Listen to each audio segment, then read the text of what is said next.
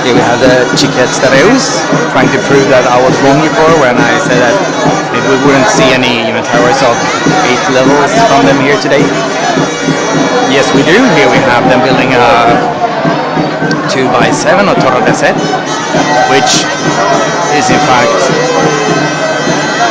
for its difficulty level, a part of the constructions of 8 levels, although it in reality, as you see, only has 7 levels.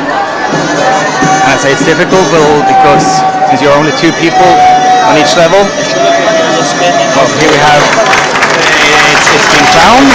So we have 2x7 crowned by Els Xiquets de Reus. As you see, since there isn't any support